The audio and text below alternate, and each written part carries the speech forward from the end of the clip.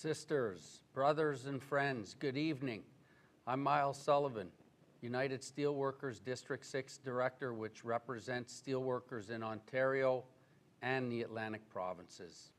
Joining me this evening is Kevon Stewart, who is my assistant at the district. I'm speaking to you today from the traditional territory of many nations, land that has been inhabited by Indigenous peoples from the beginning. And in particular, we acknowledge that we are on the territory of the Mississaugas of the Credit, the Anishinaabe, the Chippewa, the Haudenosaunee, and the Wendat peoples. This land is covered by Treaty 13, signed with the Mississaugas of the Credit, as well as the Williams Treaties, signed with multiple Mississaugas and Chippewa bands. This territory is now home to many diverse First Nations, Inuit, and Métis peoples. We are grateful to be able to live and work on this land. I want to thank you for joining us for this edition of News at 6 Live.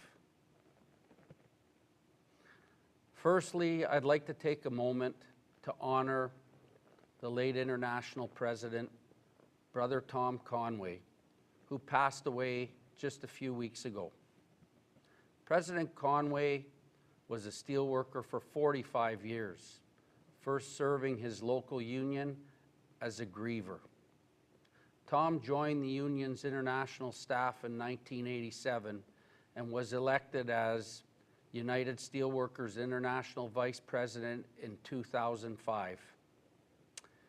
In 2019, Brother Conway became the international president, and he led our union through the pandemic's darkest days. Brother Conway was known to be a strong and skilled bargainer, and he always had the priorities of workers at the top of his mind, whether he was at the bargaining table or within the halls of power. Brother Conway will be missed by our steelworkers family, as well as the greater labor movement. I invite you now to join with me for a moment of silence to honor Brother President Tom Conway.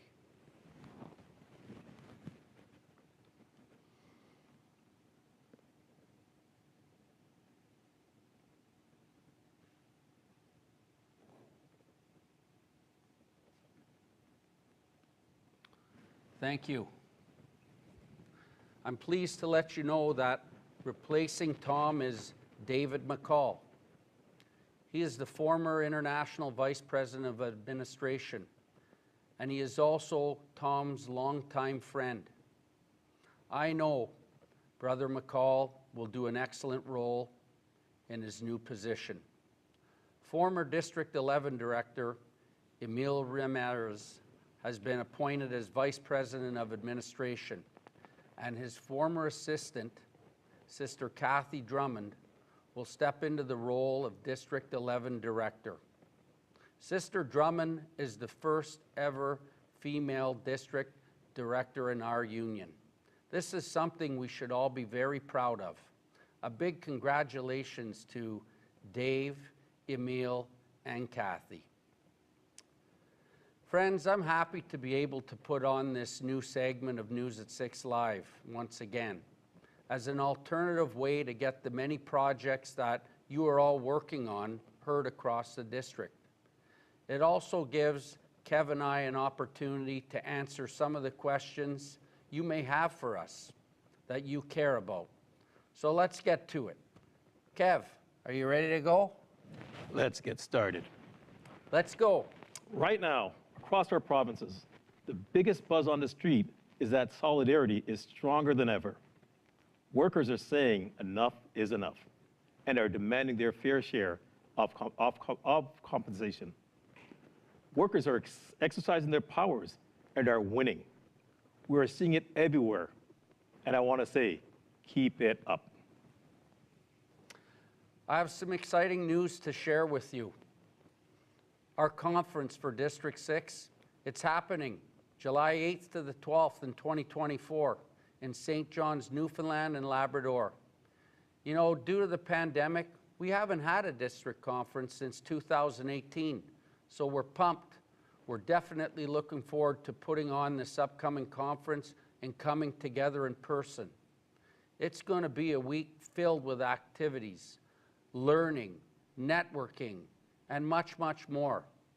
Registration details will be released soon, so please keep an eye out for it on the USW website, in your local union mailing, and on our social media.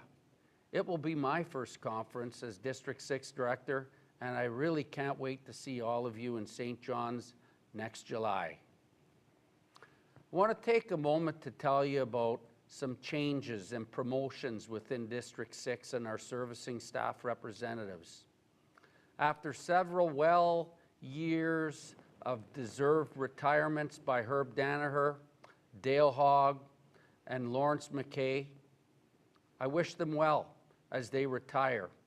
And although we'll miss them, I'm pleased to welcome Brother Cody Alexander, Sister Parvinder Kaur, Sister Brianna Broderick, and Brother Justin Andrews on board. Congratulations. I'm also very proud to announce that Sister Carla Thibodeau will also step up into the role of Area Coordinator for Atlantic Canada, where she will become the first woman to be the Area Coordinator servicing our Atlantic provinces. The Steelworkers Union is a strong servicing union, and we take pride in our servicing model that prioritizes our members and local unions. Furthermore, our staff have come through our membership. Our staff have taken various levels of our education program. They're activists. They serve on their local union executives. They're mentors, and they are leaders. I have no doubt that each and every one of these individuals will excel in their new roles. I hope you'll join me in wishing them well and supporting them along the way. And while we're on the topic of servicing, I want to talk a little bit about a few contract negotiations that our locals have gone through over the past months. Many of you know and have heard about Bill 124 in Ontario, the wage limiting bill by the Ford government that capped public sector workers' wages and benefit increases to only 1%. Well, that was struck down by the courts, and it was deemed unconstitutional, as we knew from the beginning. Steelworkers working in the university sector faced the brunt of that bill, along with healthcare workers. And in the face of unprecedented high inflation rates and the need to catch up from Bill 124, our largest post-secondary education local 1998 at the University of Toronto, the U of T, went into bargaining with a very clear mandate. I'm pleased to report a local 1998 staff-appointed unit, a unit with 5,800 proud steelworker members who provide administrative and technical support to faculty, students, and other members of the university community. They were able to secure a 12.8% wage increase over 3 years. They also bargained workload and overtime concerns, alternative work arrangements, and a wide range of benefit improvements. Local 1998 went in prepared, and their membership was engaged. They saw high levels of turnout in their bargaining surveys, as well as during the strike vote and the contract ratification process.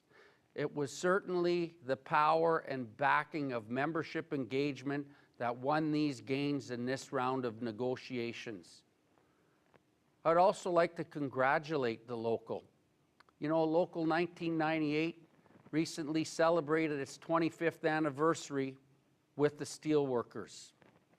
Our university locals, Local 1998 being the largest with over 10,000 members across several units, are essential to our union and help keep us strong. They are also a testament that we have been growing outside of the steel sector for a long time now, and we will continue to do so. We are truly everybody's union. Congratulations again. In Hamilton, at Local 7135, 1,475 members took a stand and went on strike this past summer. These members at National Steel Car make rail cars. It is a workplace that's notoriously unsafe. It is where 3 steel workers unfortunately died in workplace fatalities that were all preventable in a span of 21 months. The company's been very profitable, yet the workplace continued to be unsafe. And so the members voted to strike when they could not get the company to budge on safety and living wages. One of the things I'm proudest of is to have witnessed during this dispute was the solidarity at the picket lines. Members showed up for their picket duty, and attendance was always at 100%. The strike lasted for 6 weeks, and once again, solidarity paid off. Solidarity won, and the strike was won by Local 7135. Gains were made and won on the wages category when they got more than was initially asked for. They won improvements in their health and safety language, which included adding another health and safety rep in the workplace. They also won improvements to their pension plans, shift premium increases, dental care, vision care, and safety boot allowances. Congratulations on your win. You stood strong together and you won. That's what solidarity does. I know there are a lot more ratified contracts out there, and I wish I could mention them all. Don't worry though, our upcoming News at 6 newsletter is coming out in the next few weeks, which will highlight more of our wins at the bargaining table. Keep up the great work at the bargaining tables on behalf of your membership. I know we've got a few big sets of negotiations coming up soon, so best of luck to the bargaining committees on the work ahead. One of our union's major focuses is also on organizing in new workplaces to join the steelworkers. While we continue to organize workplaces in our traditional sectors, we are experiencing successes in our non-traditional sectors, namely in the service sector and in particular, Starbucks workers. After seeing successes on the West Coast in District 3, workers at 2 Ontario Starbucks stores have recently voted to join our union. Workers are turning to the steelworkers because they can get better treatment, a better workplace, better pay, better benefits through having a voice at the collective bargaining table. And they are saying yes to our union, despite aggressive anti-union sentiments and campaigns by managers and the company. I want to highlight what one of our newest members said after joining the Steelworkers Union. The brother said, "There is no downside to unionizing. The more focus we put on workers' rights and respecting the hard work that goes into these jobs, the better we can all make our futures. Everyone deserves to have a livable wage and to be treated fairly." Couldn't have said it better. I think that certainly highlights the overall sentiment of workers today about joining a union. Once again, congrats and welcome to the Steelworkers Union, where we have your back. Back over to Hamilton. I was really happy to have the opportunity to join the Steelworkers Area Council at the end of August for Operation Backpack, where we helped pack 1,500 backpacks filled with school supplies for students going back to school. This is now a tradition. It's been going on for several years, and it's been replicated by the London Area Council that also ran their own Operation Backpack Drive.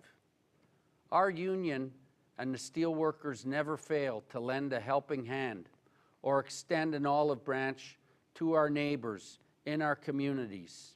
Thank you to each and every one of you for being exemplary ambassadors for the Steelworkers Union.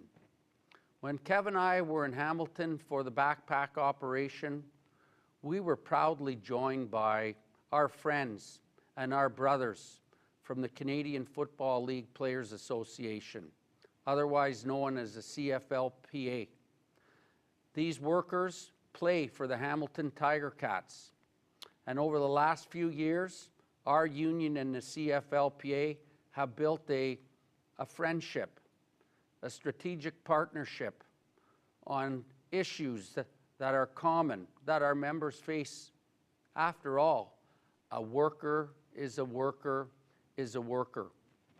Whether you are in a steel mill, a university, or the football field, whether you're a nuclear scientist, a security guard, or a professional football player.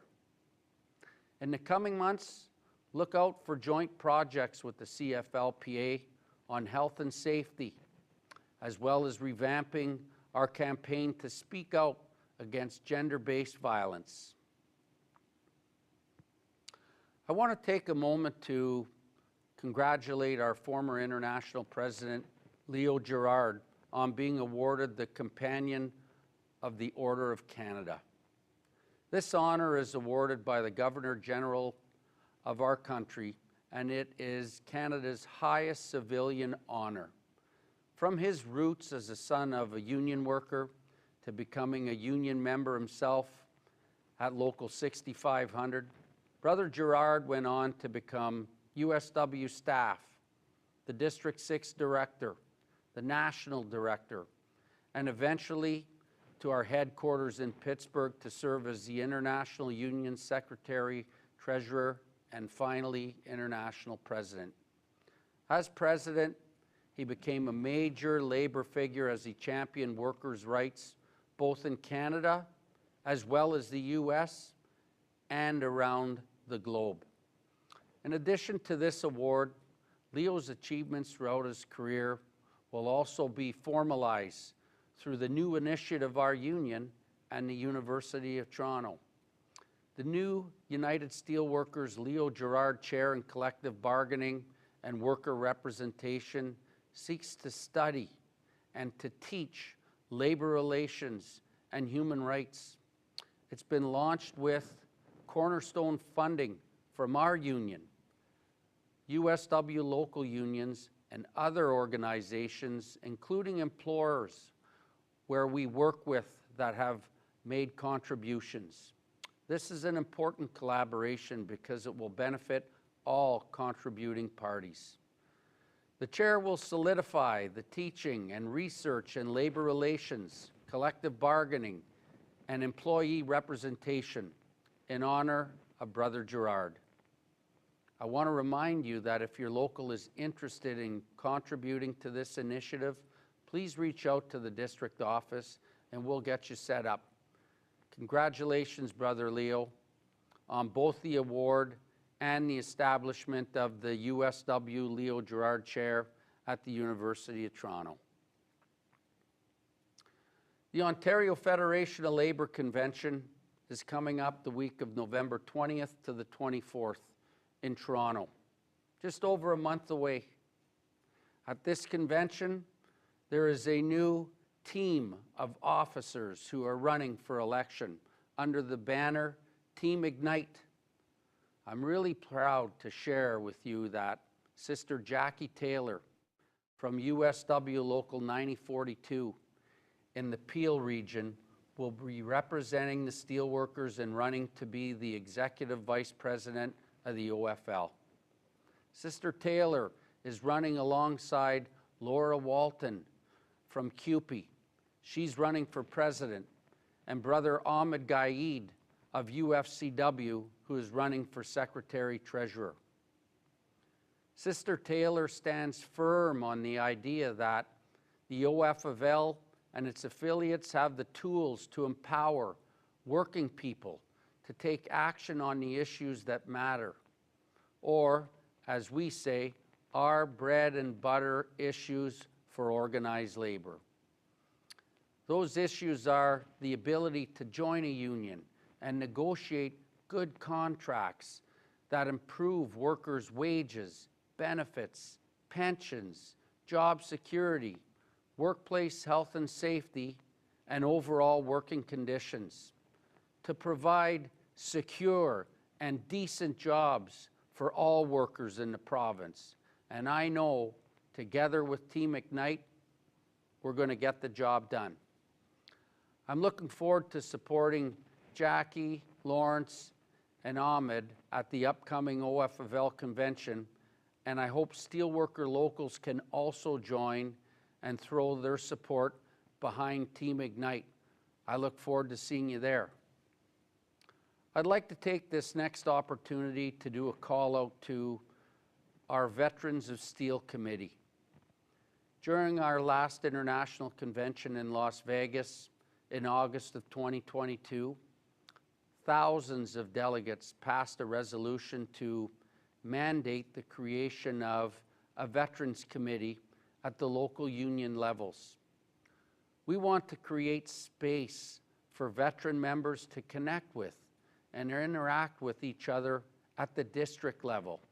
And that's why the District 6 Veterans of Steel Committee would join current district level committees, the Women of Steel, Next Gen, Human Rights, Political Action, Steel Pride, and SOAR, where those committees share common mandates that are able to forge solidarity and in turn build power and educate.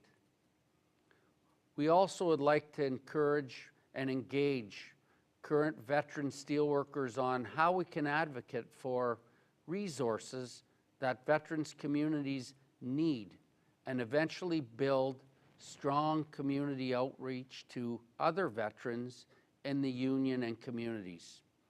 As we develop the Veterans Committee, we would like to connect with you about how we can best help you and other vets within our district. If you're a current steelworker member who is a veteran and is interested in becoming a member of the District 6 Veterans of Steel Committee, please reach out and contact Sister Anita Bryant at the District 6 office. Finally, I want to end off with remarks and invitations to some of our upcoming events.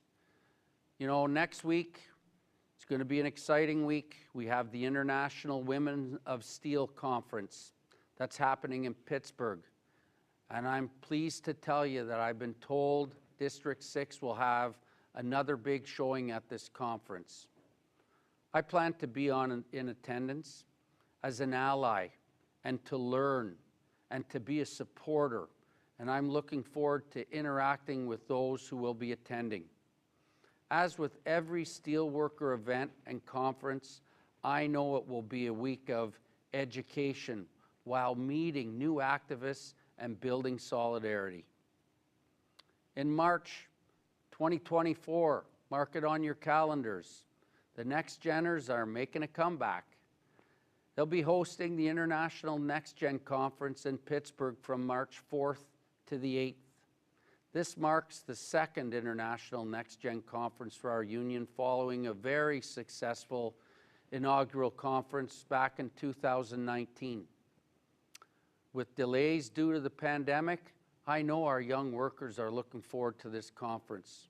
For local unions with Next Gen members, new or young workers under the age of 35, this is for you. Registration is open now, so please check out the details on the USW website. This wraps up my news update for this segment. Kev, over to you. Wow, thanks, Miles. That was a great roundup of activities in District 6. I want to take this opportunity to encourage our local unions and members to keep sharing your stories in your local unions, at the bargaining table, in your communities, and with us. We know you all do a lot of great work out there, and we want to be able to share it with others.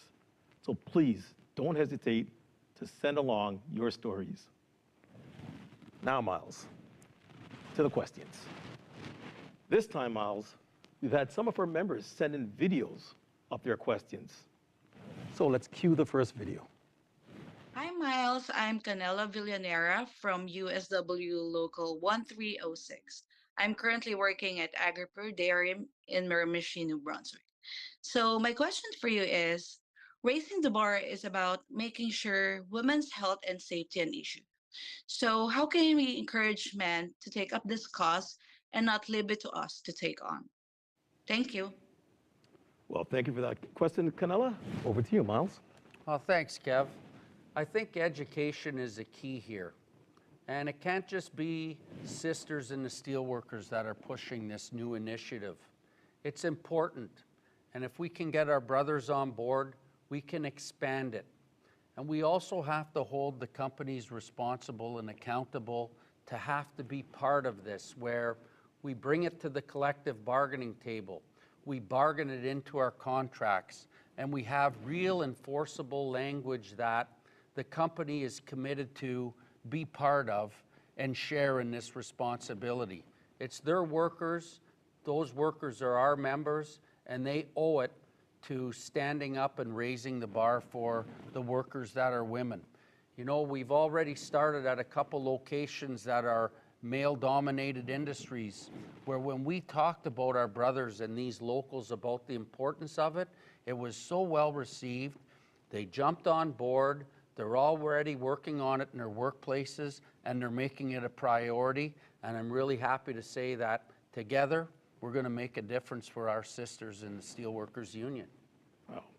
Thanks, Miles. That's an excellent answer. And I truly agree with you. It definitely has to be a collaborative approach. And if it's not, it's going to fail. So again, thank you for that question. I think we got about maybe 2 or 3 more questions. Let's cue the second video. Hi, Miles. I'm Don Whitaker, USW 9290, representing steelworkers at Federal White Cement. My question to you is, unions in bargaining right now are making good increases in wages. How do we keep this momentum going? Thank you for that question, Darren. Miles, I know you touched a little bit earlier about bargaining and the successes, but I think Darren's question is a good question. Well, thanks, brother, for your question. You know, it's true. The streets are abuzz with the deals that we're getting. We're pulling the best deals that we've seen in decades, and we need to share those stories. We need to chat amongst our members. We need to talk and educate everyone on what we've been achieving and how we've been achieving it. If we build the solidarity and the engagement of our members to support the bargaining committees, I know that going forward, we're going to continue to bargain damn good deals, and together we can make that happen because solidarity always wins. You know, Miles, you're right. Without the solidarity, we would not get these contracts that we're getting, and we could see it from right across our district. So solidarity and keep the momentum going. Let's go on to the next video. Cue the next video, please. Hi, Miles. I'm Brenda Gagnon, president of the USW Local 9563, representing steelworkers at the ConMed Healthcare.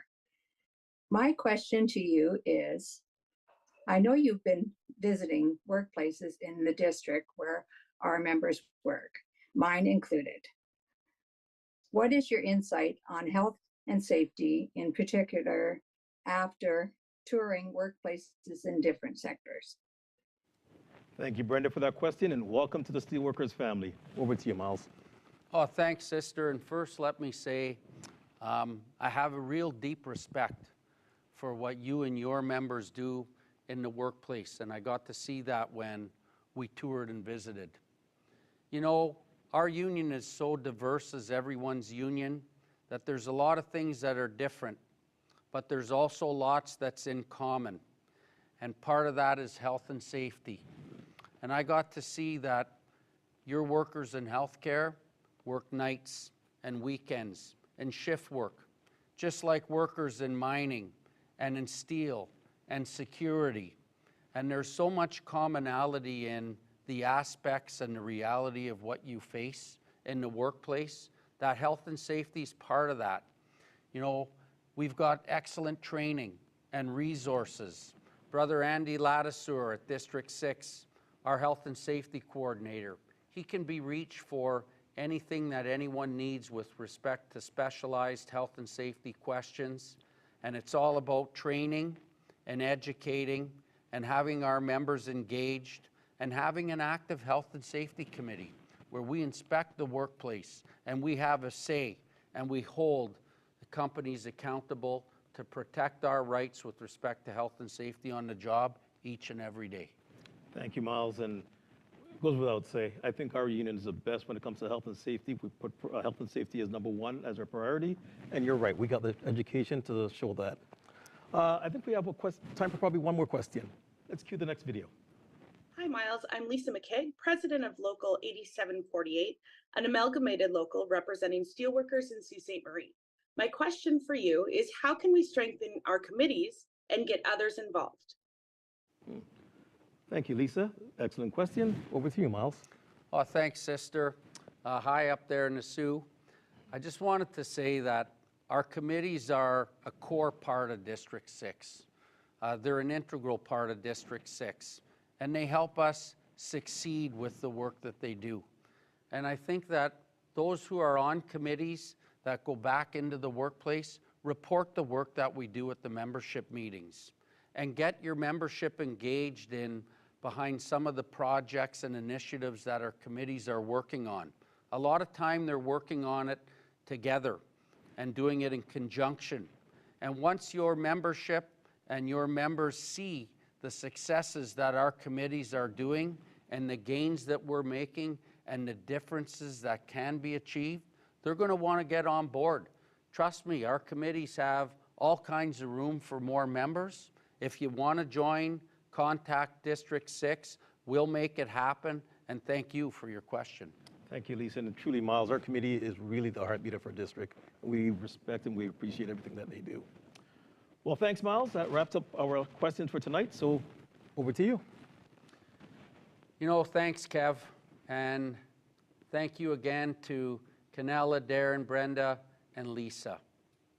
Thanks for once again tuning in tonight.